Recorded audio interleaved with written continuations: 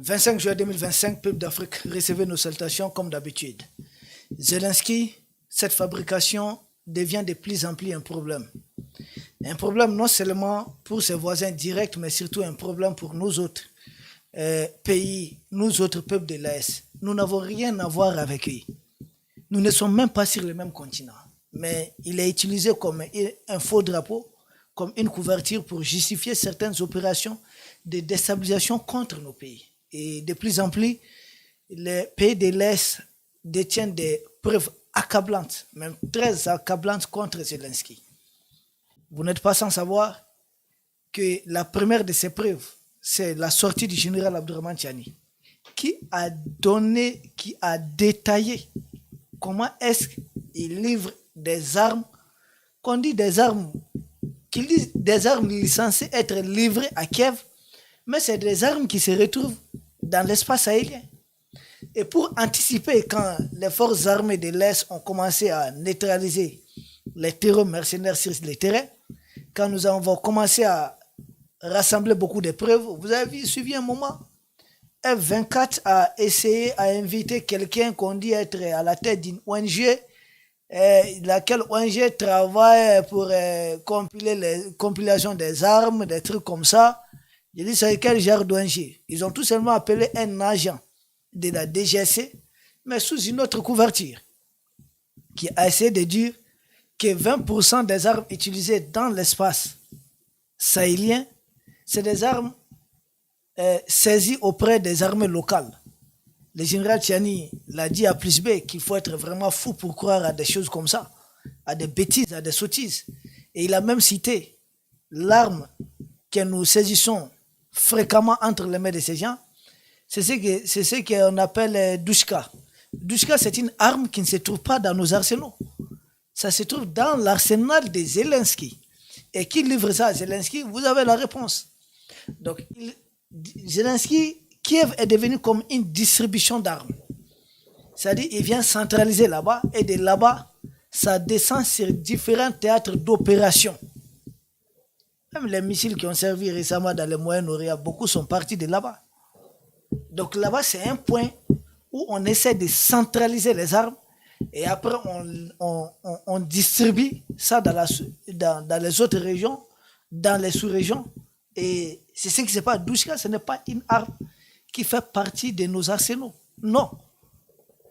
Ce qui ne fait pas partie de notre arsenal, comment saisir?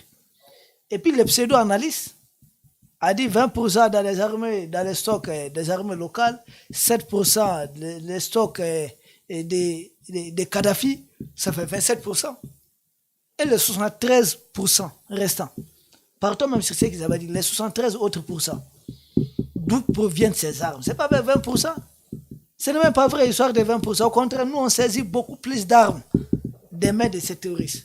Ça, c'est le premier élément de preuve qu'on devait apporter, c'est surtout cette sortie du général Abdourahmane Tiani, présent en exercice du Niger. Il allait jusqu'à citer les lieux d'entraînement. Comment est-ce qu'il vient les former à cet arsenal de Kiev? Les instructeurs qui sont dépêchés il n'y a pas longtemps. Nous avons cité d'autres sources, des pays autour de l'Est, où ces instructeurs kieviens, autant kieviens sont reçus, forment des terroristes, et puis ensuite les déploient dans les pays de l'Est. N'oubliez pas que le général Abdourahmane Tiani avait déjà donné même des chiffres. 400 terroristes formés dans les bassins du lac Tchad, qui ont été amenés dans la fameuse zone des 3 frontières. C'est pourquoi les combats autour de la localité de Tessit au Mali et du côté du Niger, c'était sans surprise. Ils les ont déployés à ce niveau, ils ont amené 350 autres, ils ont amené d'autres encore. Mais ils savent tellement transporter ces gens que tout d'un coup, quand le renseignement découvre, ça trouve qu'ils sont déjà sur le terrain. Mais ils ont échoué, ils ont été écrasés dans les deux offensives qu'ils ont essayées contre les forces de défense et de sécurité du Mali. Ils ont échoué. Ça n'a pas marché. Donc ça, c'est le premier élément de preuve qu'on devait fournir. Deuxième élément de preuve, c'est autour de Sofara. Lors d'une embuscade que les forces armées du Mali, que nous saluons au passage, permettez-nous de saluer la hiérarchie militaire du Mali et de l'AS. Sofara, c'est une localité du Mali où des terroristes essaient souvent de s'attaquer ou de s'abriter. Les forces armées du Mali, avec les renseignements très précis, permettez-nous de saluer le général Modibo Kone, à la tête des renseignements du Mali. Nous avons tendu une embuscade à ces terroristes mercenaires. Ils ne s'y attendaient pas du tout, puisque d'habitude, ce sont eux qui tendent des embuscades. Donc, ils sont fait avoir dans leur propre jeu. L'embuscade tendue, vous savez ce qu'on a retrouvé sur ces terroristes qui ont été neutralisés? Des documents secrets, lesquels documents confirment directement leur relation, leur connexion avec Kiev. Et qui parle de Kiev, il y a tout le monde à Kiev. Là. Kiev, là, c'est juste un symbole. Comprenez ce que nous sommes en train de dire. C'est juste un symbole. Et c'est là-bas que tout le monde se réunit. Leur monde, là, c'est là-bas. C'est le point de centralisation. Donc, des documents secrets ont été découverts. En plus des documents secrets, il y a des armes qui ont été saisies. Lesquelles armes portent directement la marque au tonneau qui viennent. Et au-delà même des armes saisies, il y a un drone qui a été saisi. Ces drones, ça ne fait pas partie de nos drones, ni de nos pays alliés. C'est des drones qu'on trouve exclusivement, je dis bien, exclusivement du côté de Kiev. Quand je dis Kiev, comprenez leur coalition. Donc nous avons bel et bien saisi. Et à ce que nous savons, de notre entendement, les autorités du Mali, voire de l'Est, sont en train de compiler toutes ces preuves contre Zelensky, contre ces pays qui sont en train de vouloir nous déstabiliser. Il y a de plus en plus de preuves qui sont réunies. Mais ce qui soit allé encore, que nous notons comme troisième preuve, c'est quoi? Vous savez que à chaque fois que les autorités de l'AS dénoncent, et généralement publiquement, ces connexions hautes, il n'y a jamais de démenti de la part des pays accusés. Et vous savez qu'il y a la plainte du Mali qui court, qui dure, qui est couchée dans les tiroirs du Conseil de sécurité des Nations Unies. Tout simplement parce que c'est la jeune française. Rien n'est fait. Imaginez si un pays tiers portait une telle plainte contre la Russie, contre la Chine, contre l'Iran, qu'est-ce qui allait se passer? Mais puisque la plainte court contre la junte macronienne, et jusque-là, rien n'est fait. On ne lève même pas les petits doigts. Personne n'en parle. Pourtant, il y a plusieurs résolutions de l'ONU à compter de septembre 2001. C'est-à-dire quand il y a les attentats du 11 septembre 2001, le Conseil de sécurité des Nations Unies a pris plusieurs résolutions. Et toutes ces résolutions condamnent le terrorisme, dénoncent, appellent, exigent, obligent chaque État à collaborer pour éradiquer le terrorisme. Mais ce Conseil de sécurité des Nations Unies, il y a 5 membres permanents. Et si aujourd'hui il y a une plainte contre l'un de ces membres permanents pour soutien actif et accru au terrorisme, simple preuve, qui aujourd'hui communique le plus? Quel est le pays? Et quels sont les médias d'État, les médias d'influence? De quel pays qui communique largement en faveur des actions terroristes et même désinforme en faveur des terroristes? Est-ce que vous avez vu une seule fois les médias propagande de la junte macronienne parler d'une seule bonne action des pays de l'Est? Non. Rien que de mauvaises actions. Et rien que faire la publicité des terroristes. Est-ce que le Conseil de sécurité n'est pas informé? Ils sont informés. Pourquoi ils ne font rien? C'est là qu'on comprend que ce monde-là, c'est une jungle comme nous l'avons tout le temps décrit. C'est une jungle. Et il faudrait être fort pour vivre et pour survivre dans ce monde. Et nous autres, nous allons travailler activement dans ce sens. Donc cet autre élément de preuve que nous fournissons, c'est le silence de la fameuse communauté internationale.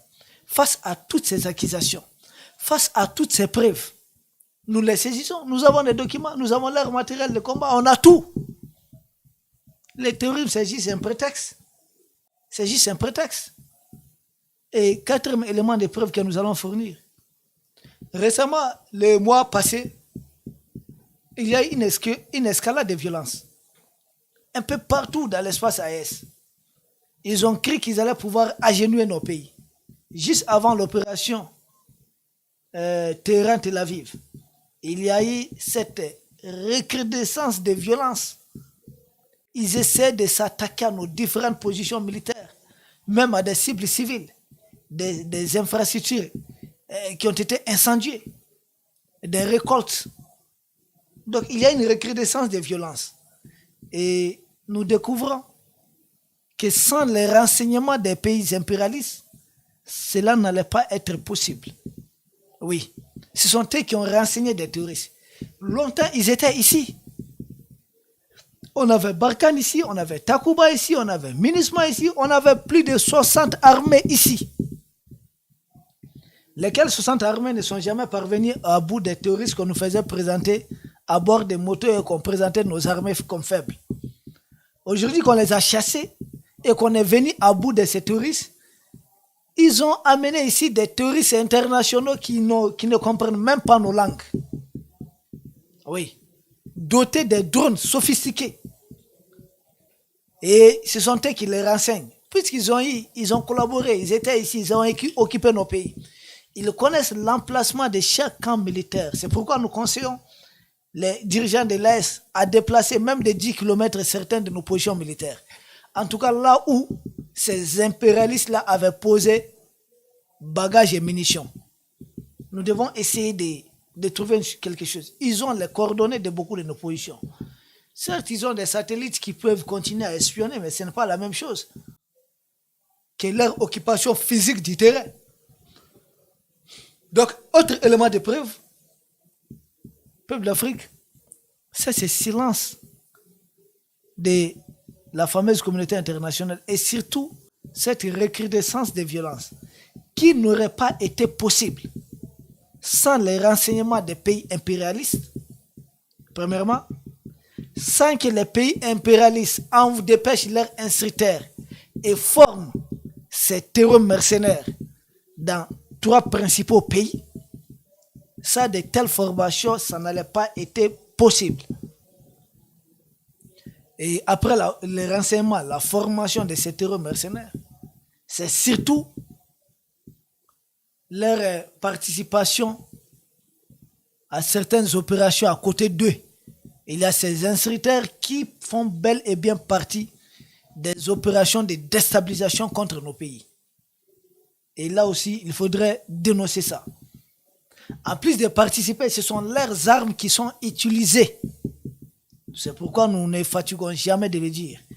La propagande lancée sur France 24, c'était une façon d'endormir parce que ça trouvait qu'on a déjà mis la main sur beaucoup de leurs terreurs mercenaires. Beaucoup sont arrêtés, qui ne comprennent ni Bambara, ni Zerma, ni Hausa, ni Pel, ni aucune langue. Quand nous les voyons essayer de présenter la grande communauté Pel, essayer de manipuler, de désinformer, ça ne passe pas. Il n'y a pas une communauté terroriste ici, ça n'existe pas. Ce qu'ils ont fait au Rwanda, essayer, réussir à opposer les Hutus contre les Tutsis. Ce qu'ils ont fait en Côte d'Ivoire, opposer les nordistes, les sudistes. Ce qu'ils font un peu partout dans le monde. Les chiites contre les sunnites, les alaouites contre les sunnites en Syrie. Chiites sunnites en Irak. Ça ne fonctionne pas ici. Nous avons compris. Moi, j'ai tellement d'amis Peul, d'amis Touareg. Nous nous promenons ensemble. Nous nous marions entre nous. Il n'y a même pas ce problème ici. Les terroristes n'ont pas d'ethnie, n'ont pas de communauté. Un terroriste, c'est un terroriste. Un mercenaire, c'est un mercenaire. Il est en mission 2. Il est en mission 2. Contre, pour, c'est tout.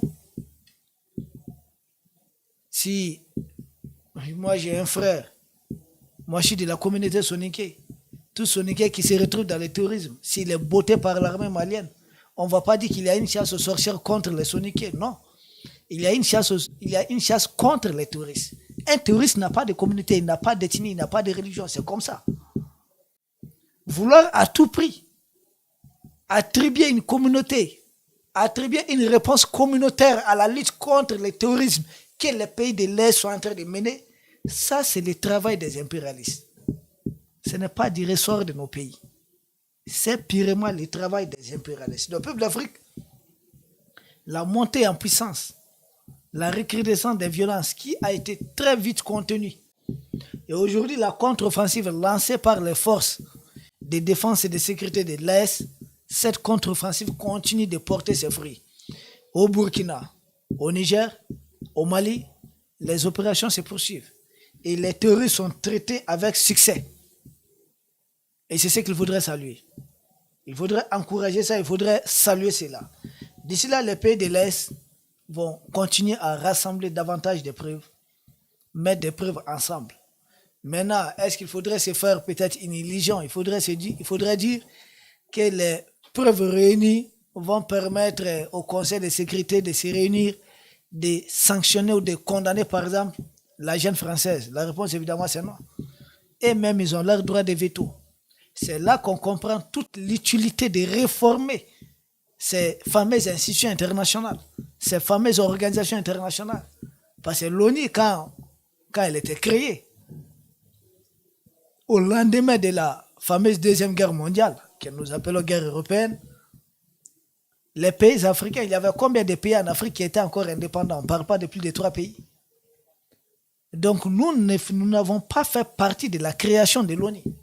L'ONU a été créée, l'ONU avait acté notre esclavage par ce qu'ils appelaient des puissances coloniales. Or, de la fin de la Deuxième Guerre mondiale, quand on dit que Hitler ne devait pas faire ceci, il n'avait pas le droit d'annexer d'autres peuples, l'ONU devait sonner la fin de la colonisation des autres peuples. Mais à présent, il y a encore des peuples qui sont sous colonisation. Permettez-nous de saluer nos frères de la Guadeloupe. Nos frères de la Guadeloupe qui se battent pour leur libération. Ils ont nos salutations. Permettez-nous de saluer nos frères de la Guyane, nos frères de la Martinique.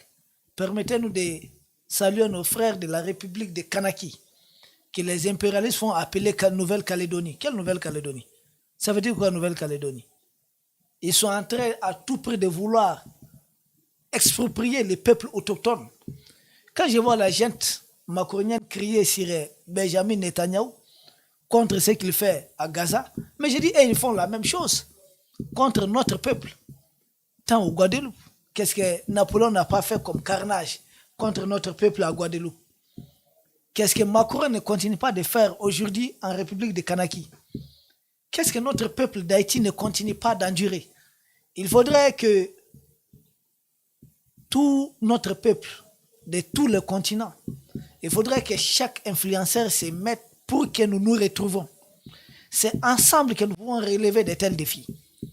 Cette plainte au niveau du Conseil de sécurité des Nations Unies, ça serait une bonne opération de communication, mais une fois de plus, rien ne sera fait. Parce que les vampires, les cannibales, se sont dotés des droits de veto pour empêcher leur poids de s'exprimer, pour empêcher toute voix discordante. Cette histoire pose même en profondeur la refondation des systèmes des Nations Unies.